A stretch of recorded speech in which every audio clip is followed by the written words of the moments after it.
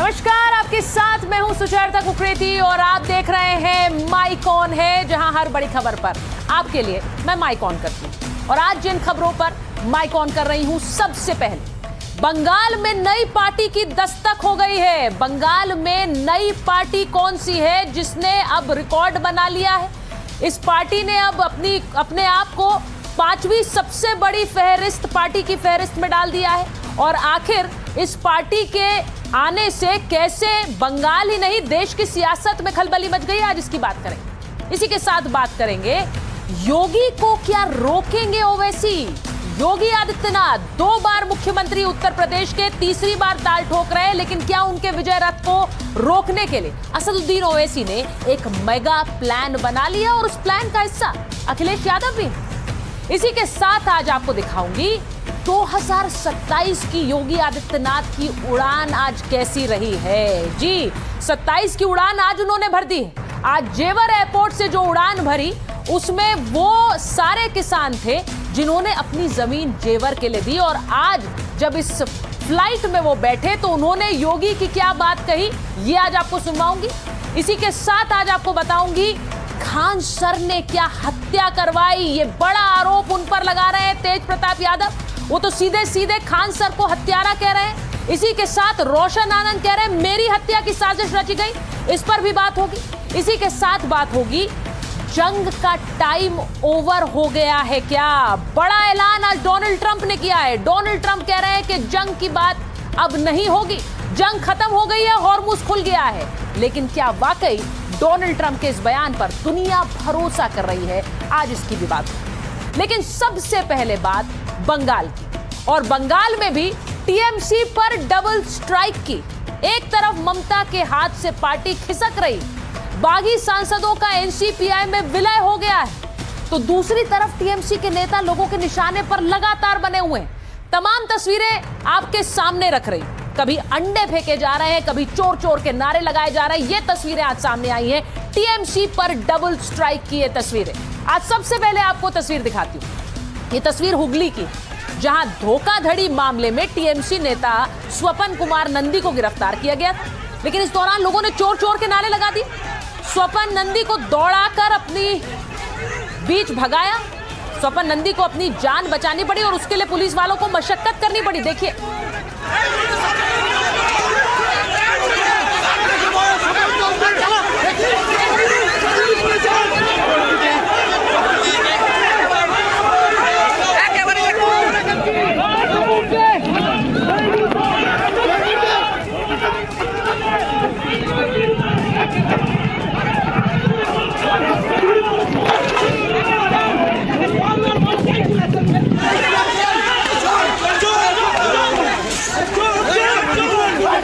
तस्वीरें आप देख रहे हैं कैसे पुलिस वालों को भी अच्छी खासी मशक्कत करनी पड़ी है टीएमसी नेता को बचाने के लिए।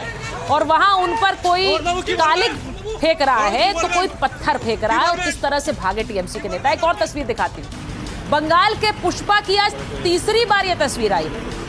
देखिए कैसे जहांगीर खान को पुलिस लेकर जा रही है, वो हाथ जोड़ रहा है, पुलिस ने रस्सी बांधी हुई है और जहांगीर खान की परेड निकाली जा रही है। जहांगीर खान कभी कान पकड़ता है तो कभी हाथ जोड़ता है। ये हालत हो गई है बंगाल में टीएमसी नेताओं की। और क्या यही वजह है कि अब टीएमसी रही नहीं और अब बंगाल में एक नई पार्टी ने दस्तक दे दी।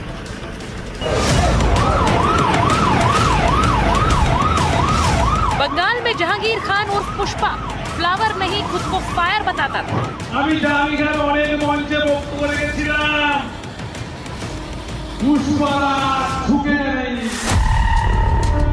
लेकिन देखिए चुनाव के बाद कैसे झुका हुआ नजर आ रहा, लोगों से हाथ जोड़कर माफी मांग रहा है। अब इन तस्वीरों को देखकर जहांगीर का पुराना स्टाइल याद कीजिए, आईपीएस अधिकारी को कैसे धमकी दे रहा।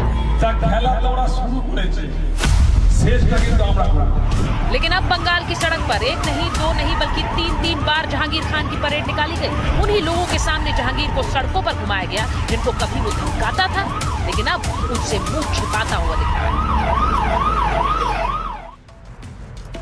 अब मैं आपको बता रही हूं कि कैसे बंगाल में नई पार्टी ने दस्तक दे दी है, लेकिन उसको लेकर बंगाल की सियासत में कैसे खलबली मची हुई है। एक और तस्वीर देख लीजिए। आज ममता बनर्जी ने पार्टी की बैठक बुलाई थी, उस बैठक के लिए कुणाल घोष पहुंचे थे और कुणाल घोष जब बैठक से बाहर निकले तो देखिए सर पर अंडे फेंके गए। अब इस तस्वीर को देखकर याद करिए वो तस्वीर जब अभिषेक बनर्जी पर भी कुछ इसी तरह से हमला किया था। ये थोड़ी देर पहले की तस्वीर है जो मैं आपको दिखा रही हूं। टीएमसी नेता कुणाल घोष पर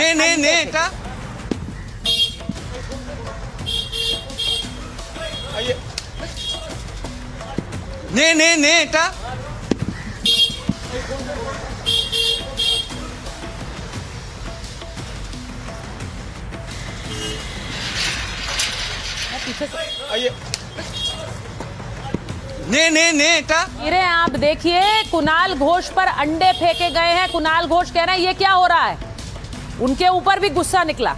लेकिन ये जो अंडे फेंकने की और नाराजगी जाहिर करने का तरीका है, इसे लेकर अब मंत्री अग्निमित्रा पॉल क्या कह रही हैं, जरा वो भी सुन लीजिए। वो कह रहे हैं अंडे दो तरह के मिल रहे हैं आजकल, एक खाने के और एक मारने के। अभी देखिए भारत में तो गणतंत्र है ना, डेमोक्रेसी की बात करते हैं। अब बंगाल में डेमोक्रेसी है, डीम माने अंडा। अब अंडा वाले का दुकान में जाए तो दो तरह का अंडा मिल रहा है। वो पूछते हैं कि आपको खाना है आपको मारना है, और मारने वाले का अंडा का दाम ज्यादा है। तो अब क्या करें, अभी अंडा का कल्चर आ गया है ये, और इसका दायी है ममता बनर्जी और अभिषेक बनर्जी। गाड़ी का बोनेट में खड़ा होकर पैंट का पॉकेट में हाथ लगाकर 4 तारीख के बाद डीजे बजाएंगे। अब डीजे बजा रहे हैं अंडा से डीजे बज रहे, तो ये है डेमोक्रेसी। तो देखिए अग्निमित्रा पॉल कह रही हैं अंडे आजकल खाए जा रहे हैं और दूसरे अंडे फेंके जा रहे हैं। कुणाल घोष पर कुछ उसी तरह का हमला हुआ। अब टीएमसी के 20 सांसद ऐसे हैं जिन्होंने अपना विलय एनसीपीआई पार्टी में करा दिया है। एनसीपीआई पार्टी, वो पार्टी जिसके बारे में कोई कुछ नहीं जानता था, लोग उसके बारे में कोई जानकारी नहीं रख रहे थे। लेकिन एनसीपीआई के दफ्तर में किस तरह से अचानक सिक्योरिटी बढ़ा दी गई वो देखिए। अब यहां पर ये जो आप तस्वीरें देख रहे हैं, एनसीपीआई के दफ्तर के बाहर जवान तैनात हैं, और ये इसलिए है क्योंकि 20 सांसद ऐसे हैं जिन्होंने अपनी पार्टी का विलय, टीएमसी के ऐसे बागी सांसद जिन्होंने अपनी पार्टी का विलय स्पीकर को चिट्ठी देकर इसी एनसीपीआई में करा दिया। तो अब लोगों की दिलचस्पी बढ़ गई कि एनसीपीआई कौन सी पार्टी है, ये कौन सी पार्टी है जिसमें टीएमसी के 20 सांसद अपनी पार्टी का विलय चाह रहे हैं, और इसीलिए इस पार्टी के दफ्तर के आगे सिक्योरिटी बढ़ा दी।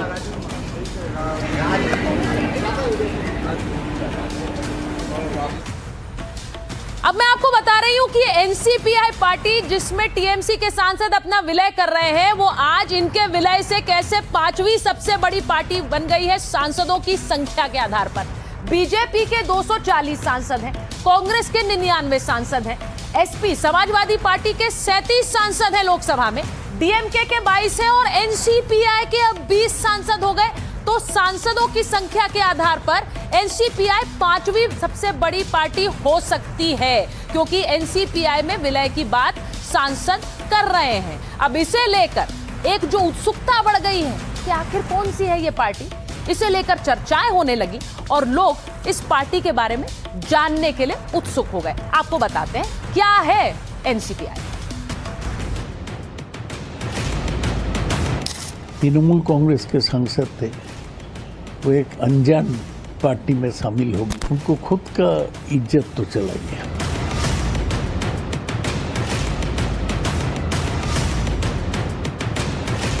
We said, yes, we have that magic figure. We will support NDA, we will support that.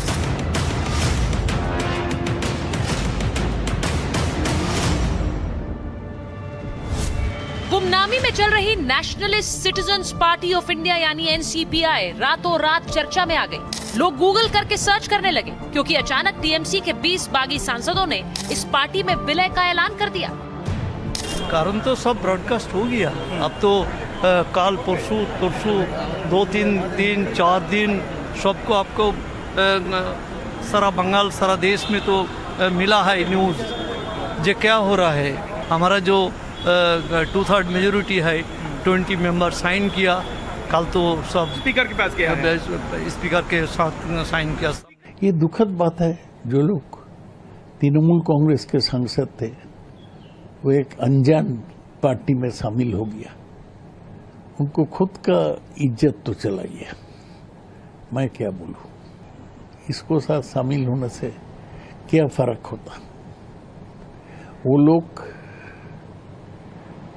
Anti defection law से बचने के लिए ये मार्च दिखाया।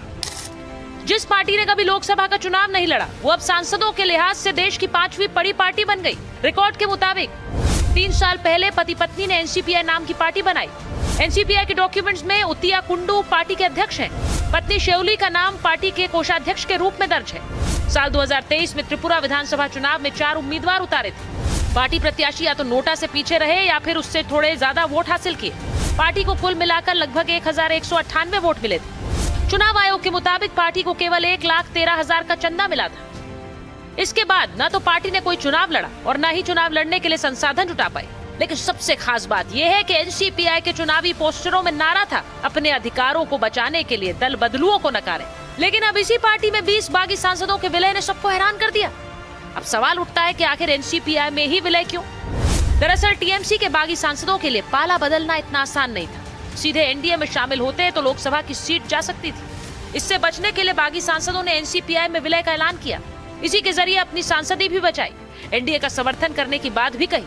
बागी सांसदों के सामने नई पार्टी बनाने का भी विकल्प था, लेकिन नई पार्टी बनाने में कई कानूनी अड़चने भी थीं। इसीलिए बागी सांसदों ने पहले से मौजूद पार्टी एनसीपीआई में विलय का रास्ता चुना।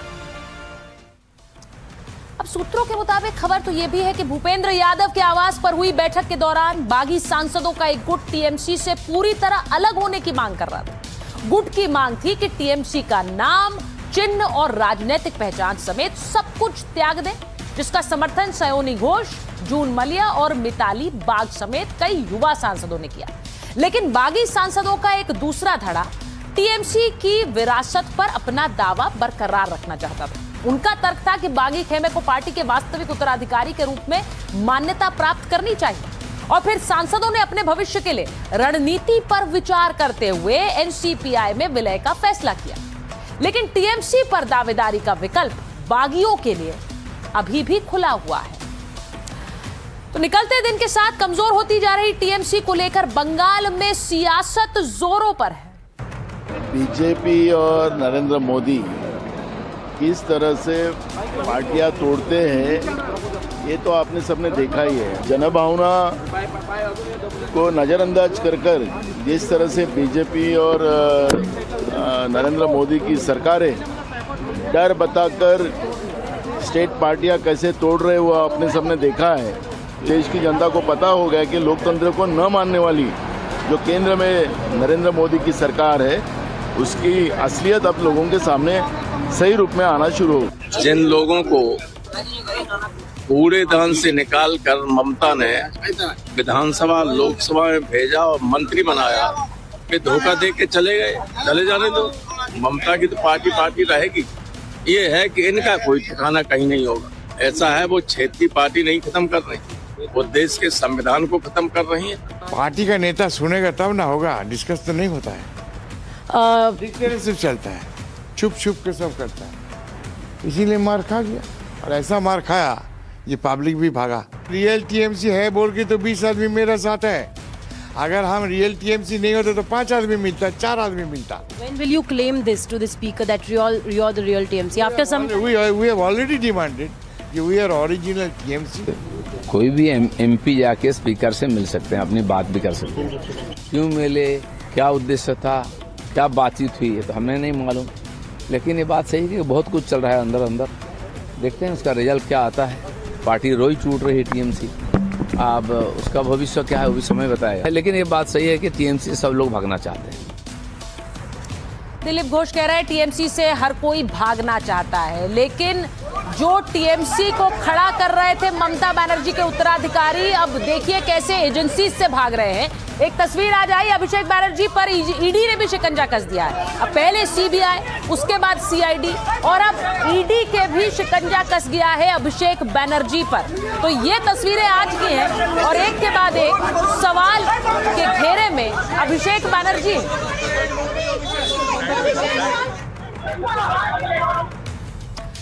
तो सत्ता बदलने के बाद रडार पर अभिषेक बनर्जी आ गए। कई मामलों में अभिषेक बनर्जी से पूछताछ जारी है।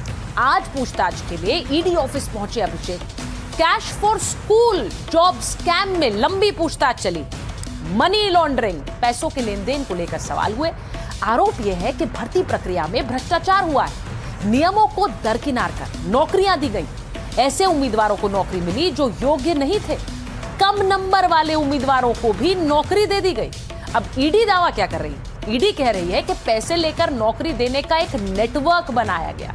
सीआईडी, ईडी दोनों की चार्जशीट में अभिषेक बैनर्जी का नाम है। एजेंसियां जांच कर रही हैं कि किन लोगों तक पैसा पहुंचा है, किस तरह पैसे छिपाने, दूसरी जगह लगाने की कोशिशें हुई। और इससे पहले आपको बताएं कि रविवार को सीआईडी ने भी पूछताछ की थी। यह फर्जी दस्तखत का मामला है। अभिषेक बैनर्जी से 8 घंटे तब पूछताछ हुई और 16 जून को फिर से सीआईडी के सामने अब इन्हें पेश होना है। तो सोचिए, मुश्किलें अभिषेक बैनर्जी के लिए सीबीआई, सीआईडी और ईडी जांच में बढ़ रही हैं। पश्चिम बंगाल में मंत्री निशित प्रामाणिक आरोप लगा रहे हैं कि अभिषेक बैनर्जी ने ममता सरकार में कई अपराध किए हैं, तो अब सजा तो मिलेगी। अभिषेक बैनर्जी इतने अपराध किए हैं, एक के बाद एक, चाहे वो गोल्ड स्कैम हो, चाहे आप लोगों ने देखा कि जिस तरह से इंट्रोगेशन चल रहा है, सबजुडिस मैटर है, उसके बारे में मैं ज्यादा बोलना नहीं चाहूंगा। लेकिन मैं बस यही कहूंगा कि विचार व्यवस्था के ऊपर, प्रशासन के ऊपर हम लोगों का पूरा विश्वास है। निश्चित रूप से इस घटना का पीछे जो भी है वो बहुत जल्द सामने आ रहा है। तो बंगाल में अभी तक बीजेपी वर्सेस टीएमसी होता था, लेकिन अब एनसीपीआई ने दस्तक दे दी है क्या? और क्या अब बंगाल की सियासत हमेशा के लिए बदल चुकी है? बात करेंगे आज की एक और बड़ी खबर। ज्ञान बिंदु कोचिंग सेंटर के डायरेक्टर रोशन आनंद आरोप लगा रहे हैं खान सर पर और कह रहे हैं कि खान सर ने न सिर्फ मेरे भाई की हत्या कराई बल्कि मुझे भी मारने की साजिश रची गई। और ये कहने वाले सिर्फ और सिर्फ रोशन आनंद नहीं है, तेज प्रताप यादव ने भी यही आरोप लगाया। उन्होंने भी कह दिया कि खान सर ने हत्या कराई। मैं आपको आगे वो बयान सुनाऊंगी, लेकिन आज की ये तस्वीर देखिए। रोशन आनंद को आज कोर्ट से जमानत मिल गई, जिसके बाद वो सीधे अपने कोचिंग सेंटर पहुंचे जहां सैकड़ों छात्र मौजूद थे। तस्वीर जरा दिखाइए।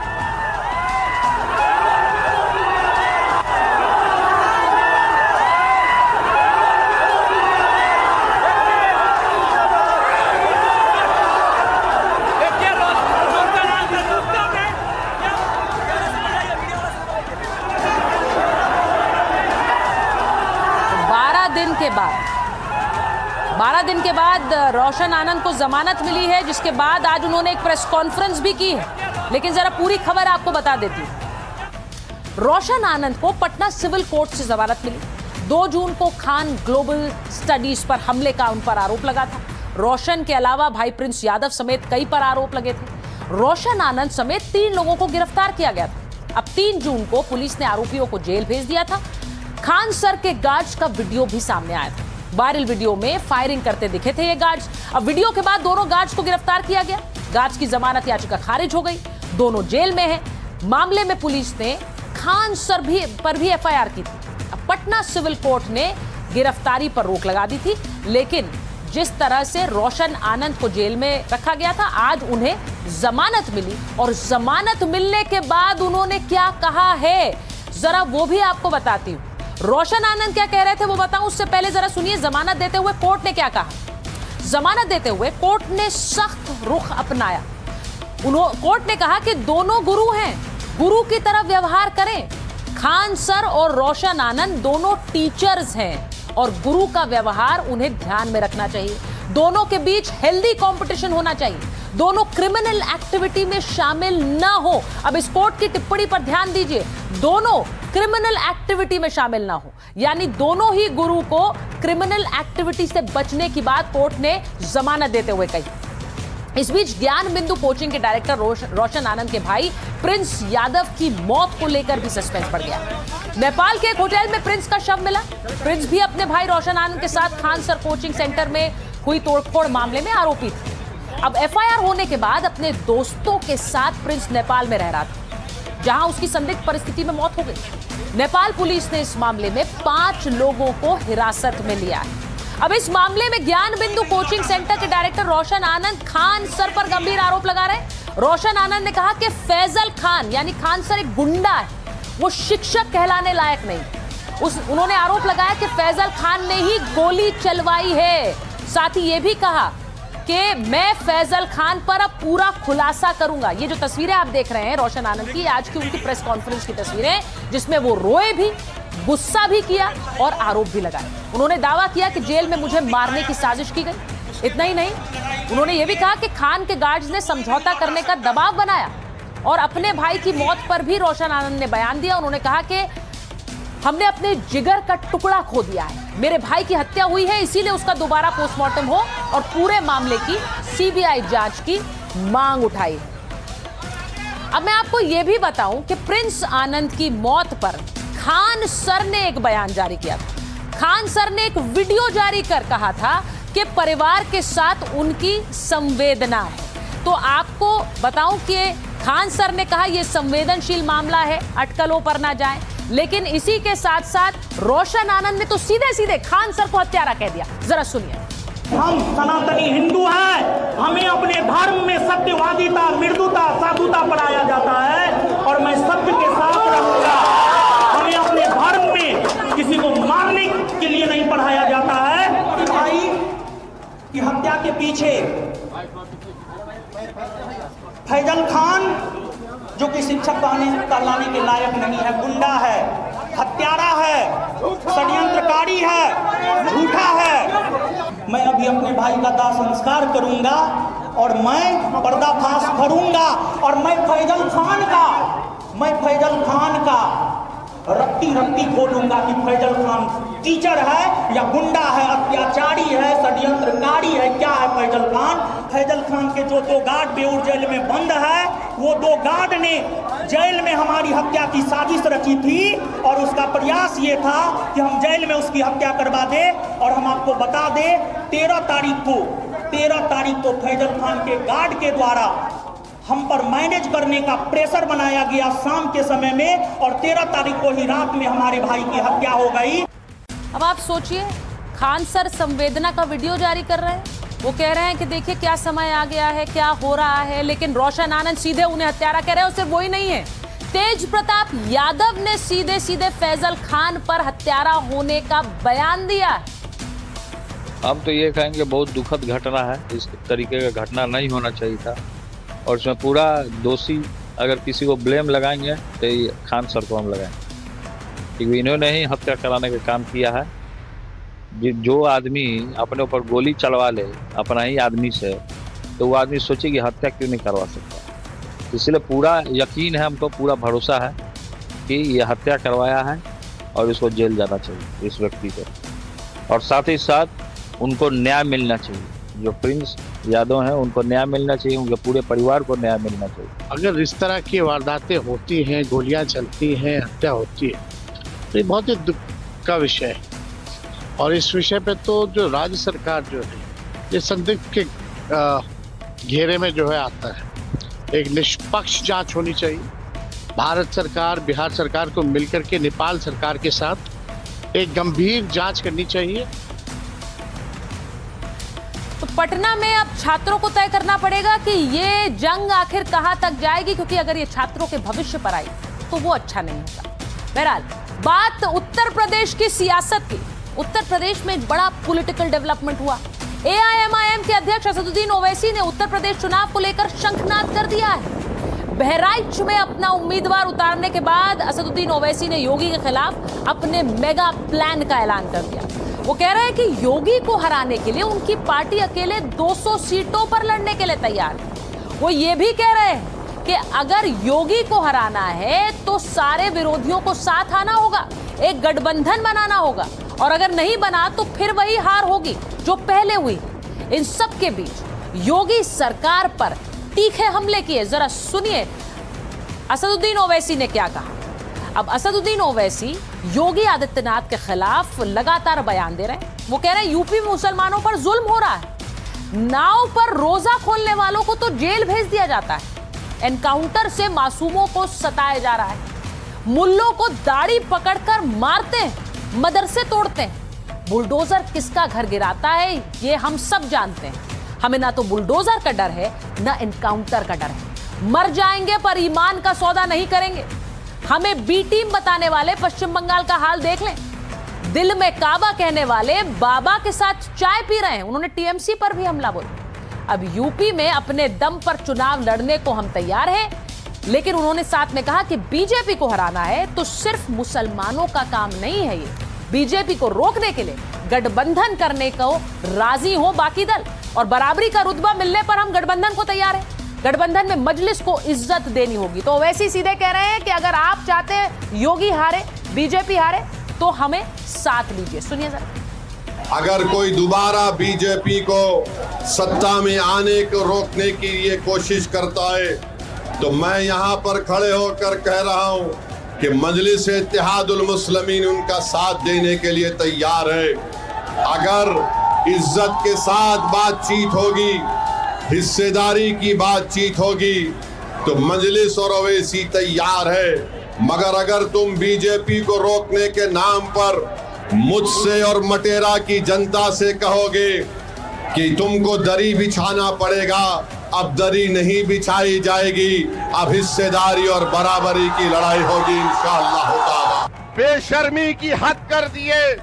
अरे कल तक जो कहते थे कि दिल में मदीना आंख में काबा, और बाबा बंगाल जाकर बोले कि बंगाल को काबा की जमीन नहीं बनने देंगे। अब बाबा के साथ बैठकर जिसने कहा था कि दिल में मदीना आंख में काबा, दोनों बैठकर चाय पी रहे हैं। तो वैसे एक तरफ अखिलेश और ममता को आईना दिखा रहे हैं, तो दूसरी तरफ विरोधी दलों को गठबंधन का ऑफर देकर इज्जत मांग रहे हैं। लेकिन क्या गठबंधन इतना आसान है? जरा देखिए। इस गठबंधन का ऑफर तो दे दिया, लेकिन ओवैसी उत्तर प्रदेश में 200 सीटों पर दावा कर रहे हैं। अखिलेश के लिए उनकी ये मांग पूरी करना बहुत मुश्किल होगा। ओवैसी को अखिलेश कांग्रेस से ज्यादा सीटें नहीं दे सकते हैं। 2022 में ओवैसी ने समाजवादी पार्टी के मुश्किलें बढ़ाई थी। ओवैसी की पार्टी 2022 में यूपी की 95 सीटों पर लड़ी थी। 94 सीटों पर ओवैसी के कैंडिडेट्स की जमानत जब्त हो गई थी। यूपी में एआईएमआईएम को 4,51,000 यानी कि तकरीबन 0.49% वोट मिले थे। सोचिए 1% वोट भी नहीं। और एमआईएम के उतरने से मुस्लिम वोटों का बंटवारा हो गया था। समाजवादी पार्टी एआईएमआईएम की वजह से 8 सीटों पर हारी थी। 8 एसपी की हार का अंतर एमआईएम को मिले वोटों से कम था, इसीलिए हम कह रहे हैं कि वो 8 सीटों पर एमआईएम की वजह से हार गई। अब इस बार एमआईएम एसपी मिले तो बीजेपी फायदा उठाएगी। बीजेपी सपा के खिलाफ तुष्टीकरण वाले आरोपों को धार देगी, और ओवैसी मुस्लिम वोटरों के मुद्दे आक्रामक होकर उठाते हैं। इससे गैर यादव ओबीसी समाजवादी पार्टी से छिटक सकते हैं। तो इसीलिए अखिलेश यादव के लिए भी ये आसान नहीं होगा कि वो ओवैसी से हाथ मिलाए। लेकिन पार्टी के अंदर विरोधाभासी बयान आ रहे हैं, वो भी सुनिए। भाजपा को हराने वाला जो भी होगा उसका स्वागत। भाजपा को हराने वाला जो भी होगा उसका स्वागत। एआईएमआईएम भारतीय जनता पार्टी की बी टीम के रूप में काम कर रही है। केवल मुस्लिम मतदाताओं के वोट काटने का प्रयास है। समाजवादी पार्टी को हराने और भारतीय जनता पार्टी को विजय बनाने का काम कर रहे हैं। लेकिन जनता जान गई है एआईएमआईएम का कोई प्रत्याशी चुनाव में जीतेगा नहीं, और समाजवादी पार्टी की प्रदेश में सरकार बनेगी। गैर भाजपाई वोटों के बंटवारा करने का जो उनकी कोशिश है उसमें वो नाकामयाब रहेंगे। देखिए असद भाई मेरे अच्छे दोस्त हैं, बड़े भाई की तरह मैं उन्हें मानता हूँ, लेकिन जो सच्चाई है वो तो यही है, सरकार तो नहीं बना पाएंगे, सरकार खो देंगे बस। बंगाल में हार के बाद टीएमसी खत्म होने के कगार पर है। बंगाल में कांग्रेस टीएमसी ने अलग अलग चुनाव लड़ा था। ओवैसी की पार्टी ने दोनों को गठबंधन का ऑफर दिया था। ममता और कांग्रेस ने ओवैसी का ऑफर भी ठुकरा दिया। ओवैसी की पार्टी अलग चुनाव लड़ी, मुस्लिम वोट काटे, कांग्रेस टीएमसी की करारी हार हुई और बीजेपी को प्रचंड जीत मिली। अब मैं ये आपको इसलिए समीकरण बता रही हूं क्योंकि बंगाल और बिहार दोनों से क्या विपक्ष कुछ सीख पाएगा। उधर बिहार में क्या हुआ था, आरजेडी और कांग्रेस मिलकर चुनाव लड़े थे। दोनों ने सीटों का तालमेल करने में काफी देर कर दी थी। 12 सीटों पर महागठबंधन में फ्रेंडली फाइट हुई थी। फ्रेंडली फाइट, ये भी दिलचस्प वर्ड कॉइन हुआ है, फ्रेंडली फाइट। और चुनाव में इसका नुकसान उन्हीं लोगों को होता है जो फ्रेंडली फाइट करते हैं। आरजेडी कांग्रेस ने ओवैसी का ऑफर भी ठुकरा दिया था। विपक्ष को वोटों के बड़े बिखराव का सामना करना पड़ा था। आरजेडी और कांग्रेस मिलकर सिर्फ 35 सीटें जीत सकती। अब 2027 में यूपी में विधानसभा चुनाव होने वाले हैं। अखिलेश राहुल में सीट पर अब तक सहमति नहीं बनी है, सोचिए, और ये कितना समय लेगी कोई नहीं जानता है। ओवैसी के ऑफर पर भी दोनों पार्टियों से अलग अलग सुर है। विपक्ष यूपी में भी बिहार बंगाल वाली गलती क्या दोहराएगा या कोई सबक सीखेगा, ये उन्हें सोचना होगा। अब सवाल है कि ओवैसी अगर किस्मत आजमाने के लिए एक बार फिर से यूपी के चुनावी मैदान में उतरे हैं तो मुख्यमंत्री योगी आदित्यनाथ यानी बीजेपी की इलेक्शन स्ट्रैटेजी पर इसका क्या असर होगा। जाहिर है ओवैसी जब आक्रामक हमले करेंगे, बयान देंगे, तो बीजेपी उनका अपने पक्ष में भरपूर इस्तेमाल करेगी। योगी राष्ट्रवाद बनाम तुष्टीकरण की पिच पर मजबूती से बैटिंग करेंगे। इससे उन्हें कोर हिंदू वोट को एकजुट रखने में मदद मिलेगी। गैर यादव ओबीसी वोट बैंक भी साथ जुड़ेगा और जिन सीटों पर मुकाबला त्रिकोणीय होगा वहां बैठे बिठाए बीजेपी की लॉटरी लग सकती है। मतलब यह है कि अगर कांग्रेस और सपा आमने सामने होती है तो बीजेपी के लिए वो बड़ा फायदा होगा। और अब बात करते हैं आज की उस उड़ान की जो कि योगी आदित्यनाथ के लिए विकास की उड़ान हो सकती है और 27 का मेगा प्लान भी। 2027 के चुनाव से पहले योगी ने यूपी के विकास का नया चैप्टर खोल दिया है। ये देखिए, जेवर इंटरनेशनल एयरपोर्ट यानी नोएडा इंटरनेशनल एयरपोर्ट से आज पहली कमर्शियल उड़ान उड़ी। हवाई अड्डे पर इंडिगो के प्लेन का वाटर कैनन से सैल्यूट किया गया। और इसमें सवार कौन थे? नोएडा इंटरनेशनल एयरपोर्ट से लखनऊ के लिए जब पहली फ्लाइट रवाना हुई तो पहली कमर्शियल उड़ान में किसान मौजूद थे। वो किसान जिन लोगों ने एयरपोर्ट के लिए अपनी जमीन दी थी। जेवर के किसानों के लिए बेहद भावुक कर देने वाली ऐतिहासिक पल था।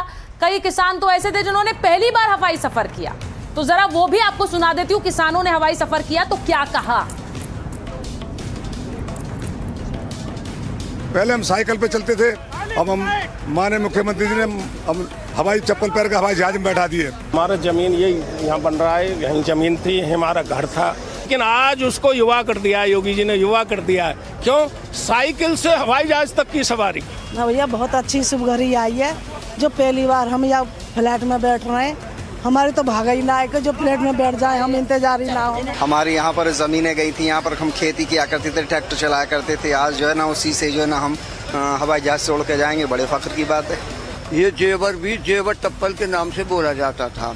आज जेवर विश्व के किसी कोने में भी सुने तो जेवर का नाम मशहूर। हमें जो आज एयरपोर्ट में गए हैं खुशी में, तो जहाज में बैठे हैं, हवाई चप्पल से हवाई जहाज में बैठे हैं। मुख्यमंत्री जी ने हमारे एक नरक को स्वर्ग बना दिया है।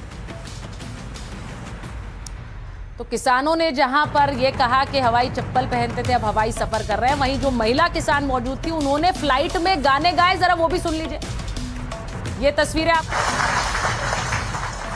और महिला किसान, वो किसान जिन्होंने अपनी जमीन जेवर एयरपोर्ट के लिए दी, वो वहां पर पहुंचे थे और योगी आदित्यनाथ से मुलाकात की। और ये तस्वीर देख लीजिए, महिलाओं ने जिन्होंने पहली बार सफर किया गाना गाकर कुछ इस तरह इजहार किया।